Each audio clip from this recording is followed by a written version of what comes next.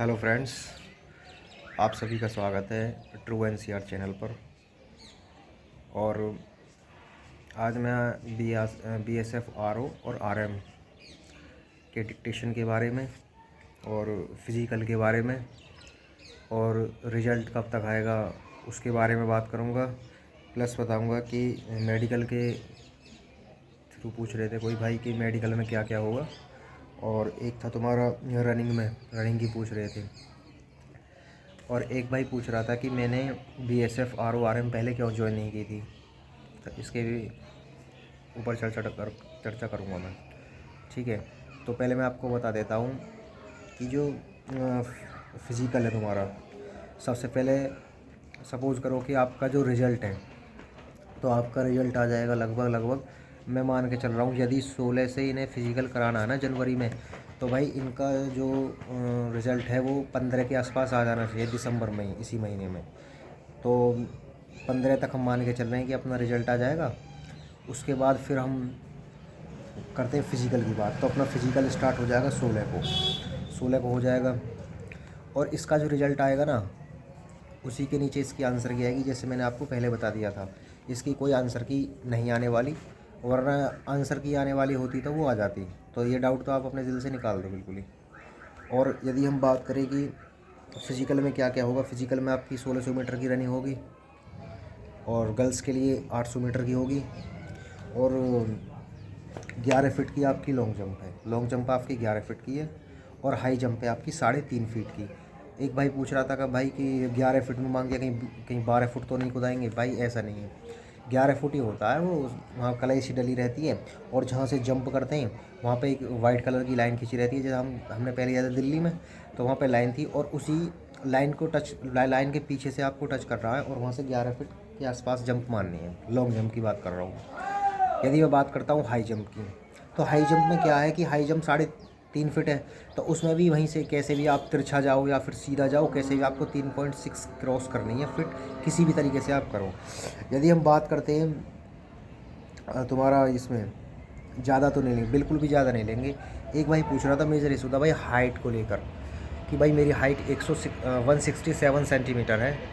तो भाई मैं बता देता हूँ कि हाइट का तो देखो ऐसा सीन है, उसमें भी 14 बालक आउट हुए थे उस टाइम हाइट में, क्योंकि हाइट में भाई वो स्ट्रिक्ट लेते हैं भाई। हाइट बिल्कुल, हाइट में कोई छूट नहीं होती इसमें।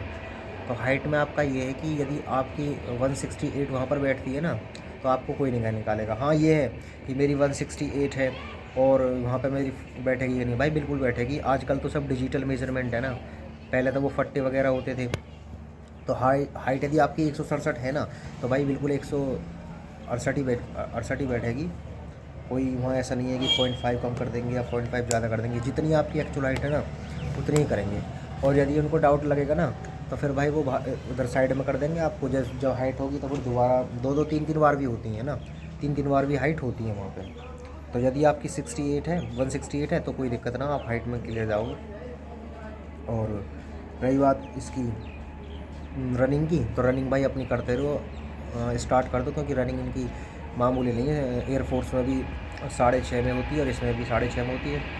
वही रनिंग है आपकी एयरफोर्स वाली।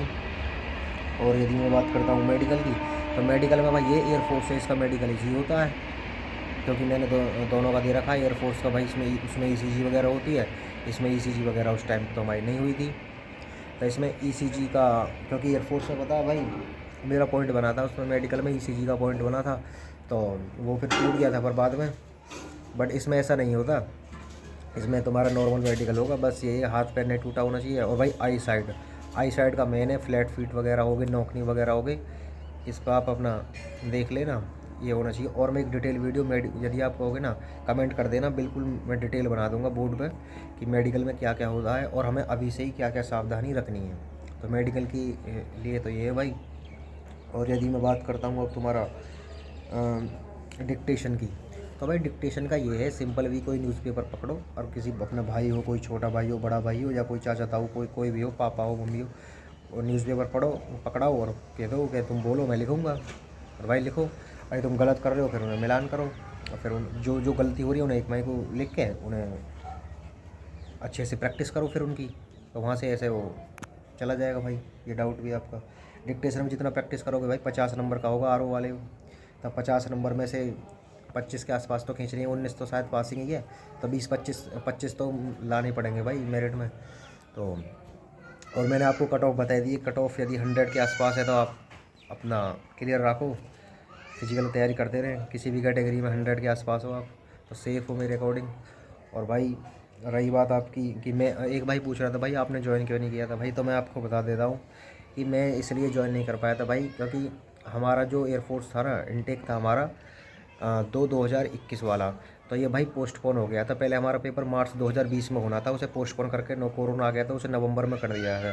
तो नवंबर में फिर हमारा मेरा पेपर 4 नवंबर 2020 को हुआ था, फिर 26 को रिजल्ट आ गया था भाई, फिर हम फिजिकल वगैरह दिया था, फिर भाई स्टक हो गई थी वहाँ से वैकेंसी, वो पोस्टपोन पे पोस्टपोन, पोस्टपोन पे पोस्टपोन भाई। फिर इसका RO RM का भी था, फिजिकल विजिकल हो गया था, मेडिकल चल रहा था भाई उस टाइम पे। तो भाई जब मेरिट वेरिट आई थी ना, तो हम कह रहे हम एयरफोर्स में जाएंगे। तो हमने उनसे भी पूछी थी जो वहाँ पे मेडिकल में वो करा रहे थे, हमारे नर्सिंग वर्सिंग वाले होते हैं ना वो, तो हमने उनसे पूछी थी कि भाई एयरफोर्स सही है या BSF। तो भाई उस टाइम पे अग्निवीर का कोई सीन नहीं था, तो भाई उन्होंने हमें ये सजेशन दिया था कि तुम एयरफोर्स ज्वाइन कर लेना। तो भाई हम इसलिए छोड़ दी थी वो। बाकी नंबर तो मेरे ठीक थे उस टाइम पे, मैंने जनरल कैटेगरी से, अब की बार तो AWS से भरा है। तो भाई यही था, बाकी अब देखते हैं क्या है, अब होता नहीं होता बाकी वो बताएगा। तो बाकी देखते हैं, अपनी तैयारी करते रहें, और कोई हो तो डाउट पूछ लेना आप मुझसे, मैं बता दूंगा। बाकी चैनल को सब्सक्राइब कर लेना भाई, और मैं उससे रिलेटेड सारी वीडियो लाऊंगा, ठीक है। बाकी जय हिंद भाई, जय भारत।